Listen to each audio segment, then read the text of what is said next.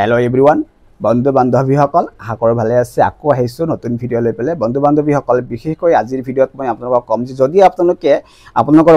বয়সৰ চাপ কমাই ৰাখিব খুজিছে আৰু যদি আপুনি নিৰোগী হৈ থাকিব খুজিছে তেতিয়াহলে আপোনালোকে মাত্ৰ এক মাহ আপুনি এই তিনিবিধ খাদ্য এভয়েড কৰক না খাব এই তিনিবিধ খাদ্য স্লো পয়জন হিচাপে আপোনাৰ আমাৰ বডিত কি হয় লাহে লাহে বিভিন্ন ধৰণৰ সমস্যাৰ সৃষ্টি কৰে এতিয়া হয়তো আপোনাৰো মন গৈছে যে তিনিবিধ খাদ্য কোনকেইটা হয় মই কবলৈ গৈ আছো এই তিনিবিধ খাদ্যৰ বিষয়ে আহক আমি প্ৰথমতে জানিলো বন্ধু বান্ধৱীসকল এই তিনিবিধ খাদ্যৰ প্ৰথমটো হৈছে সুগাৰ চেনি বগা চেনি যেটো আমি সচৰাচৰ ঘৰত ব্যৱহাৰ কৰো এই চেনিটো আপোনালোকে এভয়েড কৰি থক এই চেনি আপোনালোকে নাখাব একচুয়ালি মিঠা আমি খাব লাগিব কাৰণ মিঠাত গ্লুকোজ থাকে আৰু সেই গ্লুকোজে আমাক শক্তিৰ যোগান ধৰে কিন্তু সেই বুলি এই যে ৰিফাইন কৰি উলিওৱা বিভিন্ন ধৰণৰ কেমিক্যাল ৰাসায়নিক বস্তু ব্যৱহাৰ কৰি ৰিফাইন কৰি উলিওৱা এই যে বগা চেনিটো এই চেনিটো আপুনি নাখাব বিশেষকৈ 40 বছৰ বয়সৰ পিছত এনেকুৱা ধৰণৰ চেনি আমি নোখোৱাটো খুবেই ভাল হ'ব বন্ধু বান্ধৱীসকল যদি আপুনি খাব খুজিছে তেতিয়াহলে তেনেকুৱা বহুত ধৰণৰ নেচাৰেল সুগাৰ আছে প্ৰকৃতিত वा তেনেকুৱা বহুত ভাল ভাল সুগাৰ আছে চেনি আছে সেইবিলাকৰ পৰা আমি গ্লুকোজ পাম আৰু আমি শক্তি পাই যাম কিন্তু এতিয়া কথা হৈছে বন্ধুসকল এই যে নেচাৰেল সুগাৰ সেই বিষয়ে মই পিছত আপোনালোকক কম এতিয়া প্ৰথমতে আহক জানো যে আমি চেনি খালে কেনেকুৱা ধৰণৰ সমস্যা হ'ব পাৰে বা কি আমাৰ বেমাৰ হ'ব পাৰে বন্ধু বান্ধৱীসকল যদি এই চেনি বেছিকৈ ব্যৱহাৰ কৰা যায় তেতিয়াহলে কি হয় এই চেনিয়ে আপোনাৰ বডিৰ কোলাজেন নষ্ট কৰি আপোনাক বয়সৰ চাপ বঢ়াই তোলে অৰ্থাৎ আপোনাক কম বয়সত বেছি বয়সীয়া যেন দেখা যাব তাৰ উপৰি বন্ধু বান্ধৱীসকল তেজত গ্লুকোজৰ পৰিমাণ এই চেনিয়ে হঠাৎ বঢ়াই দিয়ে আৰু হঠাৎ কমাই দিয়ে ফলত কি হ'ব ফেটিগো অৰ্থাৎ আপোনাৰ ভাগৰুৱা ভাৱটো বেছি হৈ যাব কাৰণ চাব আপুনি কিবা যদি কাৰণত আপোনাক অকমান উত লাগিছে তেতিয়াহলে যদি আপুনি অকমান চেনি খাই দিয়ে হয়তো আপোনাক তৎক্ষণাত অকমান এনাৰ্জি পাব কিন্তু আকৌ খুব সোনকালে আপুনি ভাগৰুৱা হৈ পৰিব অধ্যয়নত দেখা গৈছে যে যদি আপুনি বেছিকে চেনি খায় তেতিয়াহলে আপোনাৰ ডিপ্ৰেছন বাঢ়িব মানে আপোনাৰ এনজাইটি বাঢ়িব আপোনাৰ মানসিক চিন্তা বেছি হ'ব আপোনাৰ মানসিক চাপ বৃদ্ধি পাব আপোনাৰ স্মৃতি শক্তি কমি আহিব তাৰ উপৰি বন্ধু বান্ধৱীসকল এই চেনি বেছিকে খালে দাঁতৰ যেটো এনামেল সেই এনামেল নষ্ট হৈ কেভিটিৰ সৃষ্টি হ'ব তাৰ উপৰি বন্ধু বান্ধৱীসকল চেনিৰ ফ্ৰুক্টোজ এই চেনিৰ ফ্ৰুক্টোজ কি হয় যকৃতত চৰ্বি হিচাপে সঞ্চয় হৈ নন এলকহলিক ফেটি লিভাৰৰ সৃষ্টি কৰে তাৰ উপৰিও আমাৰ পেটত অম্লতা বৃদ্ধি পায় যেতিয়া অম্লতা বৃদ্ধি পায় তেতিয়া আমাৰ পাচন ক্ষমতা কমি যায় এই চেনিয়ে কেলৰি বৃদ্ধি কৰি আপোনাৰ ভোক বঢ়াই হৰমনক সক্ৰিয় কৰি তোলে ফলত কি হ'ব আপোনাৰ বেছিকে খাবলৈ আপোনাক উদ্গনি দিব তাৰ বাবে কি হ'ব আপোনাৰ অবেসিটি মেদবহুলতা ওজন বাঢ়িব গতিকে বন্ধু বান্ধৱীসকল এই চেনিৰ অধিক সেৱনে আপোনাৰ কোলেষ্ট্ৰল বা ট্ৰাইগ্লিচাৰাইডটো বৃদ্ধি কৰে ফলত কি হয় আপোনাৰ উচ্চ ৰক্তচাপ হাই প্ৰেছাৰ হাৰ্টৰ সমস্যা আপোনাৰ স্কিনৰ সমস্যা এনেকুৱা বিভিন্ন ধৰণৰ সমস্যা সৃষ্টি কৰে এই চেনিৰ সেৱনে ইয়াৰ উপৰিও বন্ধু বান্ধৱীসকল এই চেনিৰ অধিক সেৱনে বডিত ইনসুলিন ক্ষৰণ হোৱা ক্ষমতাটো কমাই যাব আৰু যেতিয়া ইনসুলিন ক্ষৰণ হোৱা ক্ষমতা কমি যাব তেতিয়া আপোনাৰ কি হ'ব টাইপ 2 ডায়াবেটিস ইয়াৰ উপৰিও আপুনি যদি চেনি বেছিকৈ সেৱন কৰি গৈ থাকে এনেকৈ এটা সময়ত এই চেনিয়ে আপোনাৰ কেন্সাৰ হোৱাৰ সম্ভাৱনাও বঢ়াই তোলে গতিকে বন্ধু বান্ধৱীসকল আপোনালোকে চেনিৰ ঠাইত নেচাৰেল সুগাৰ ব্যৱহাৰ কৰক নেচাৰেল সুগাৰ তেনেকুৱা বহুত ধৰণৰ নেচাৰেল সুগাৰ আছে যেনেকৈ আপুনি গুড় খাওক গুড়ত এনজাইম আছে আৰু সেই গুড় খালে আপোনাৰ কোনো ধৰণৰ ক্ষতি নহয় লগত আপোনাৰ কি হ'ব পাচন ক্ষমতা বৃদ্ধি পাব আপুনি ধাগা মিশ্ৰি খাওক হেতুটো বহুত পৰিমাণে গ্লুকোজ পোৱা যায় যেটো আমাক শক্তি দিব বন্ধু বান্ধৱীসকল তেনেকুৱা গ্লুকোজৰ উৎস হিচাপে আপুনি বিভিন্ন প্ৰকাৰৰ ফল-মূল বা তেনেকুৱা শাক-পাচলি যিবিলাকত স্বাভাৱিক মিঠা সেইবোৰ আপোনালোকে খাব পাৰে তাৰ উপৰি বন্ধু বান্ধৱীসকল আপোনালোকে স্টেভিয়া লিফ বা দেশী খাণ্ড হেতু আপোনালোকে সুগাৰ হিচাপে ব্যৱহাৰ কৰিব পাৰে স্টেভিয়া লিফ বন্ধু বান্ধৱীসকল আপোনালোকে তেনেকুৱা অনলাইন যিবিলাক শ্বপিং এপ আছে যেনেকৈ ফ্লিপকাৰ্ট এমাজন তাত পাই যাব আপুনি তাৰ পৰা এইবিলাক সংগ্ৰহ কৰিব পাৰে বন্ধু বান্ধৱীসকল ইয়াৰ যেটো লিংক মই ডেসক্ৰিপচনত দি দিম তাৰ পৰা আপোনালোকে হেতু পাৰচেজ কৰিব পাৰিব এতিয়া কথা হৈছে বন্ধু বান্ধৱীসকল এই যে মই কলো স্টেভিয়া লিফ এইটো আপোনালোকে গছৰ পাত সেইটো আপোনালোকে যদি আনি পেলাই সেইটো শুকাই লৈ পেলাই গ্ৰীণ কৰি থৈ দিব আৰু যেতিয়া আপোনালোকৰ সুগাৰ থকা বা চেনি দি কিবা খাদ্য খাবলৈ মন যাব আপুনি সেইটোকে ব্যৱহাৰ কৰিব কি মিঠা পাৰিলে আৰু বেছি মিঠা হ'ব আপোনালোকে সেইটো ব্যৱহাৰ কৰিব পাৰে তাৰোপৰিও দেশী খান যেটো সেইটো আপোনাৰ প্ৰায় দেখা চেনিৰ নিচিনা অকণ ৰঙাছোৱা সেইটো আপোনাৰ সেই কুঁহিয়াৰ পৰাই বনায় আপোনালোকে দেশী খান তেনেকুৱা সুগাৰৰ হিচাপে ব্যৱহাৰ কৰিব পাৰে এতিয়া কথা হৈছে বন্ধুসকল মই যে কলো চেনি নাখাব একচুয়ালি কেৱল যে চেনিয়ে নাখাব সেইটো নহয় চেনি দি বনোৱা যিকোনো খাদ্য তেনেকৈ soft drink cold drink hard drink যি আছে আৰু তেনেকুৱা ধৰণৰ যিকোনো মিঠৈ সেইবিলাক আপোনালোকে নোখোৱাটো ভাল হ'ব ঠিক আছে এতিয়া আহক আমি জানো 2 নম্বৰ যেটো খাদ্য 2 নম্বৰ খাদ্যটো আৰু মাৰাত্মক বন্ধু বান্ধৱীসকল 2 নম্বৰত হৈছে ৰিফাইন অইল একদম স্লো পয়জন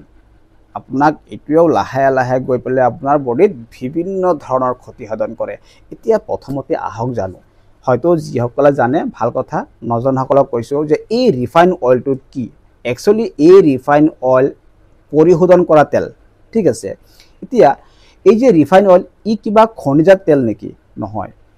আমাৰ ই আমি যেটো সচৰাচৰ তেল যেটো ব্যৱহাৰ কৰো যেনেকৈ আপোনাৰ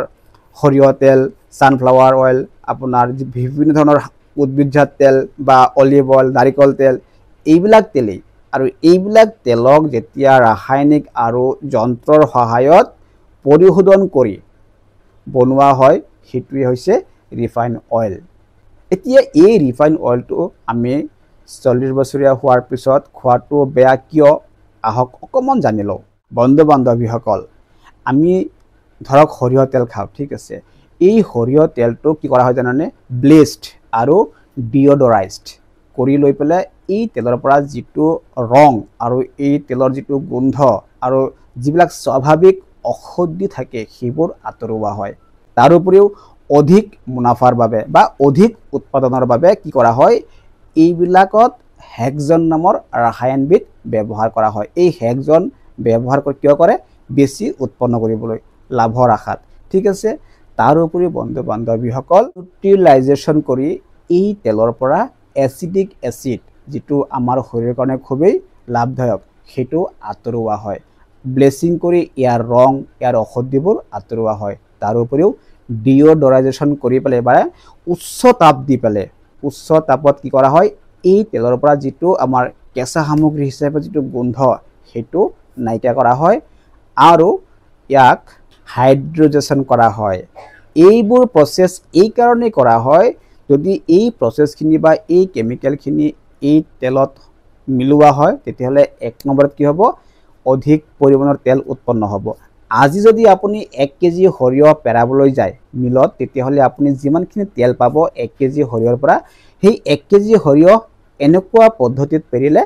তাতকৈ বেছি তেল উৎপন্ন হ'ব গম পাইছেনে তেতিয়াহলে আপুনি চাওক যে ইয়াত কিমান ধৰণৰ কেমিক্যাল মিক্স কৰা হয় বা ইয়াক কিমান ধৰণৰ প্ৰসেসিং কৰা হয় গতিকে সেই তেলটো আমি 40 বছৰীয়া বা তাতকৈ বেছি বছৰীয়া বয়সীয়া মানুহৰ খোৱাটো ভাল হ'ব নে বেয়া হ'ব এনেকুৱা পদ্ধতিবিলাক যে কৰা হয় তাৰ আৰু এটা কাৰণ হৈছে যদি আপোনাৰ এই প্ৰসেসটো কৰে তেতিয়াহলে কি হয় জানে এই তেলটো দীৰ্ঘ দিনলৈ বেয়া নোহোৱাকৈ ৰাখিব পাৰি এই তেলটো বেছি ব্যৱহাৰ কৰাৰ লগে লগে আপোনাৰ কোলেষ্ট্ৰল বা ট্ৰাইগ্লিচাৰাইড বৃদ্ধি পাব ফলত কি হ'ব আপোনাৰ হাই বিপি উচ্চ ৰক্তচাপ মানে হাই প্ৰেছাৰ হাৰ্টৰ সমস্যা আপোনাৰ ফেটি লিভাৰৰ সমস্যা আপোনাৰ ডায়াবেটিক বদহজম আনহাতে এই তেলৰ অধিক ব্যৱহাৰে ক্যান্সাৰ হোৱাৰ সম্ভাৱনা বঢ়াই তুলিব গতিকে বন্ধু বান্ধৱীসকল এই ৰিফাইন তেলৰ সলনি যেটো আমাৰ অৰিফাইন অইল বা কোল্ড প্ৰেছ যিবিলাক অইল আছে সেইবিলাক ব্যৱহাৰ কৰাটো বেছি ভাল হ'ব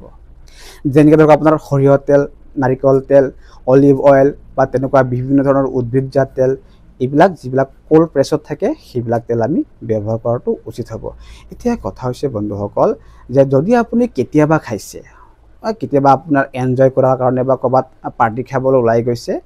ফুৰ্তি কৰাৰ কাৰণে আপোনাক তেনেকুৱা সফট ড্ৰিংক কোল্ড ড্ৰিংক বা তেনেকুৱা মিঠৈ বা ভজা খাদ্য এইবিলাক খাইছে এটা বেলেগ কথা কিন্তু সেই বুলি সদায় খোৱাটো ভাল নহব আমাৰ কাৰণে ক্ষতি হ'ব যদি আপুনি এনেকৈ ক'ৰবাত পাৰ্টি কৰোঁতে বা কিবা এনজয়মেণ্টৰ কাৰণে খাইছে তেতিয়াহ'লে আপুনি ঘৰত আহি পেলাই যদি বেছিকৈ অকণমান নিমখ খাই দিয়ে, বেছিকৈ পানী খাই দিয়ে, তেতিয়াহ'লে আপোনাৰ সেইবিলাকৰ পৰা যিখিনি অপকাৰ হ'বলগীয়া থাকে সেইখিনি নহ'বগৈ। আপোনাৰ এই যে হোটেলত যিবিলাক পকৰি বা চিঙৰা ভাজে, এই তেলবিলাক বাৰে বাৰে পুৰে। যদি এনেকুৱা বাৰে বাৰে পুৰা তেলটো আপোনালোকে ব্যৱহাৰ কৰে, 40 বছৰীয়া বয়সৰ কথা কৈছোঁ, তেতিয়াহ'লে ইয়াৰ পৰা আমাৰ ক্ষতি হোৱাটো খাটাং। এতিয়া তৃতীয় যিটো খাদ্য, 3 নম্বৰত যিটো খাদ্য আপোনালোকে খাব নোৱাৰিব সেইটো হৈছে মিল্ক টি অৰ্থাৎ গাখীৰ চাহ। বন্ধু বান্ধৱীসকল, যদি আপুনি এই গাখীৰ চাহটো বেছিকৈ ব্যৱহাৰ কৰে তেতিয়াহ'লে কি হ'ব? কাৰণ একচুৱেলি চাব, বহুত মানুহ আছে ৰাতিপুৱা উঠিয়েই 1 কাপ গাখীৰ চাহ খায়, নহ'লে ভাল নালাগে, কিন্তু জিভাৰ সোৱাদতহে খাইছে। আপোনাক হয়তো অকণমান আমেজ দিছে, অকণমান আপোনাক ষ্ট্ৰেংথ দিছে, কিন্তু আপুনি গম নাপায় পেটত আপোনাক কি সমস্যা কৰিব। এইটোৱে বন্ধু বান্ধৱীসকল, বিশেষকৈ যদি এই গাখীৰ চাহ অতিপাত ব্যৱহাৰ কৰা হয় তেতিয়াহ'লে স্বাস্থ্যত নেতিবাচক প্ৰভাৱ পেলাব পাৰে। কাৰণ এই চাহপাতত টেনিন নামৰ এবিধ পদাৰ্থ থাকে, যিটোৱে বুকু জ্বলা পোৰা, গেছ আদি সমস্যাৰ সৃষ্টি কৰিব পাৰে। তাৰ উপৰিও আপোনাৰ অম্লতা বঢ়াই তুলিব পাৰে। ফলত কি হ'ব? আপোনাৰ বদহজম, গেছ। এই চাহত আপোনাৰ কি থাকে? কেফাইন থাকে। যদি আপুনি এই চাহ বেছি খায় তেতিয়াহ'লে আপোনাৰ বডিত কেফাইনটো বেছি সোমাব। ফলত কি হ'ব? আপোনাৰ ইনচমনিয়া অৰ্থাৎ নিদ্ৰাহীনতা বেমাৰ, আপোনাৰ টোপনি কমি যাব। এই চাহপাতত থকা টেনিনে আমাৰ শৰীৰত লো শোষণত বাধা দিয়ে। ফলত কি হ'ব? আপোনাৰ বডিত তেজৰ পৰিমাণ কমি যাব। এইটো কি বুলি কয়? ৰক্তহীনতা, এনিমিয়া। এই এনিমিয়া সমস্যাৰ সৃষ্টি হ'ব পাৰে এনেকুৱা অতিপাত গাখীৰ চাহ সেৱন কৰিলে। ইয়াৰ উপৰি বন্ধু বান্ধৱীসকল, মই আগতে যিকেইটা কথা কৈ আহিছোঁ, যেনেকৈ আপোনাৰ মিঠা খালে যিটো সমস্যা হয়, বা তেনেকৈ ৰিফাইন অইল খালেও যিবিলাক সমস্যা হয়, যেনেকৈ আপোনাৰ কলেষ্ট্ৰল, হাই ব্লাড প্ৰেছাৰ, ডায়েবেটিছ, হাৰ্টৰ সমস্যা, স্কিনৰ সমস্যা, দাঁতৰ সমস্যা, এনেকুৱা বিভিন্ন ধৰণৰ সমস্যা এই গাখীৰ চাহেও আপোনাৰ বডিত সৃষ্টি কৰিব পাৰে। গতিকে আপোনাক মই কৈছোঁ, জিভাৰ সোৱাদত এই গাখীৰ চাহটো খাবলৈ এৰক, কাৰণ ই আপোনাৰ পেটৰ কাৰণে মাৰাত্মক পয়জন। বন্ধু বান্ধৱীসকল, ইয়াৰ ঠাইত আপোনালোকে নেচাৰেল যিবিলাক টি আছে, অৰ্থাৎ যিবিলাক নেচাৰেল চাহ আছে, সেইবিলাক আপোনালোকে ব্যৱহাৰ কৰিব পাৰে।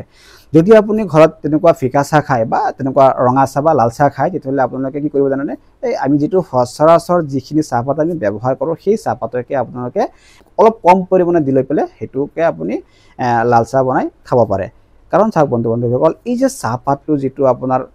দিয়া হয় গাখীৰত, এই চাহপাতটো ৰিফাইন কৰি বনোৱা চাহপাত। কাৰণ এই চাহপাতটো বনাওঁতে বা তাক লং লাষ্টিং ৰাখিবৰ কাৰণে, মানে দীঘলীয়া সময়লৈকে বেয়া নোহোৱাকৈ ৰাখিবলৈ কি কৰা হয়? এই চাহপাতত কিছুমান কেমিকেল মিক্স কৰা হয়। গতিকে সেইবিলাক কেমিকেল আমি 40 বছৰীয়া বা তাতকৈ ওপৰৰ বয়সীয়া মানুহৰ কাৰণে ক্ষতিকাৰক। ইয়াৰ ঠাইত যিবিলাক নেচাৰেল টি আছে বা নেচাৰেল চাহপাত, সেইবিলাক আপোনালোকে খাওক। নেচাৰেল চাহপাত যেনেকৈ আপোনাৰ ধৰক হাৰ্বেল টি, গ্ৰীণ টি, বা যিটো আমাৰ কেঁচা যিটো চাহপাত আমি সেইটো আনি ঘৰত ৰাখিব পাৰোঁ, সেইটোকো আমি চাহ হিচাপে ব্যৱহাৰ কৰিব পাৰোঁ। গাখীৰ চাহ বা আপোনাৰ ৰিফাইন অইল বা চেনি, এইবিলাক আপোনালোকে ব্যৱহাৰ নকৰি পেলাই তেনেকুৱা যিবিলাক নেচাৰেল আছে সেইবিলাক আপোনালোকে ব্যৱহাৰ কৰিলে আপোনালোকে চাব, বেছি নালাগে 1 মাহমান আপুনি এই নিয়মখিনি মানি চলকচোন। আপুনি এনেকৈ ব্যৱহাৰ কৰি চাওকচোন, আপুনি চাব আপোনাৰ বহুখিনি পৰিৱৰ্তন আহি যাব। বন্ধু বান্ধৱীসকল, আশা কৰোঁ যে আজিৰ ভিডিঅ'টো চাই পেলাই আপোনালোকে কিবা নহয় কিবা এটা শিকিব পাৰিছে। মই মানে থুলমূলকৈ আপোনালোকক বুজাবলৈ চেষ্টা কৰিছোঁ, হয়তো আপোনালোকে বুজি পাইছে। বন্ধু বান্ধৱীসকল, যদি ভাল লাগিছে তেতিয়াহ'লে প্লিজ উৎসাহ দিয়াৰ অৰ্থে লাইক এটা কৰিব, আৰু যদি আপুনি মোৰ চেনেলত আজি প্ৰথম ভিডিঅ' চাই আছে তেতিয়াহ'লে মোৰ চেনেলটো ছাবস্ক্ৰাইব কৰি থ'ব। বন্ধু বান্ধৱীসকল, যদি ভাবিছে যে আনেও উপকৃত হওক তেতিয়াহ'লে মানৱতাৰ খাতিৰত ভিডিঅ'টো শ্বেয়াৰ কৰি দিব। সুখত থাকক, শান্তিৰে থাকক। আকৌ লগ পাম নতুন ভিডিঅ'ত, নতুন টপিকছত। তেতিয়ালৈকে পৰ্যাপ্ত পৰিমাণে পানী খাব, দৈনিক কমেও 1-1.5 ঘণ্টা ব্যায়াম কৰিব। ঠিক আছে, আহিছোঁ। ধন্যবাদ।